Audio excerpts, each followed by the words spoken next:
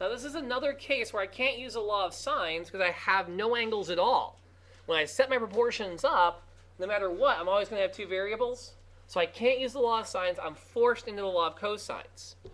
And when I said choose your A, B, and your C by picking C first, which side is little c?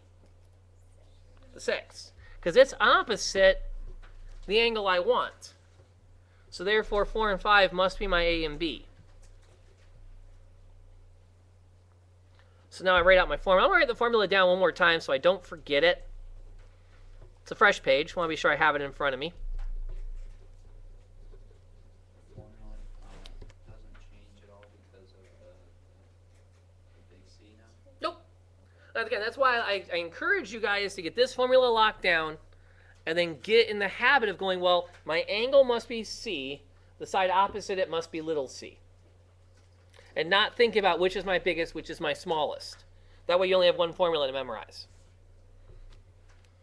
So now I can go ahead and do 6 squared is equal to 4 squared plus 5 squared minus 2 times 4 times 5 times the cosine of c.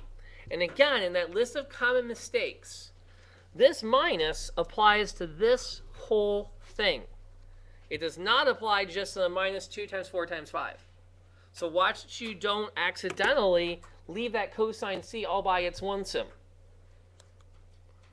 So let's see, 6 squared is 36, 4 squared is 16, 5 squared is 25, minus, this whole thing now is 8 times that is 40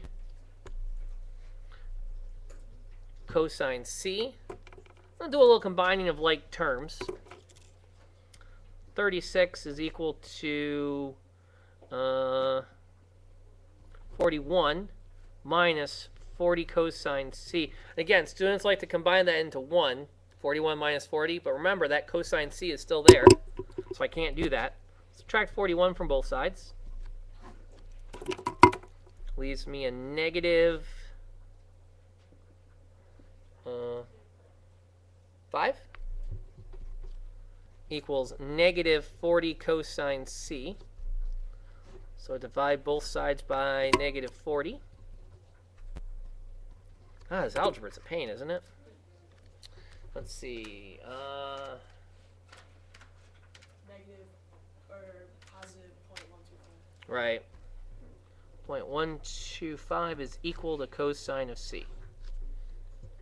All right, we'll pause there. Who did I lose in the algebra? Yeah, which step?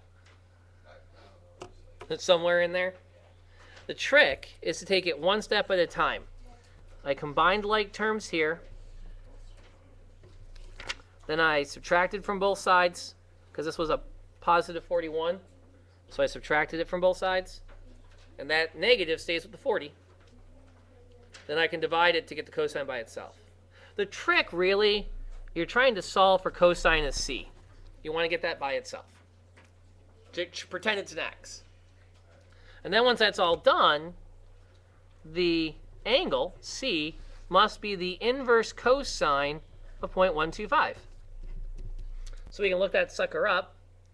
Inverse cosine of 0.125. 0.125 looks like 83 degrees.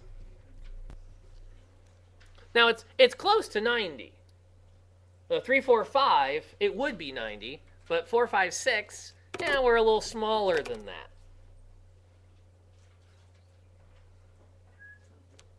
So it doesn't quite work.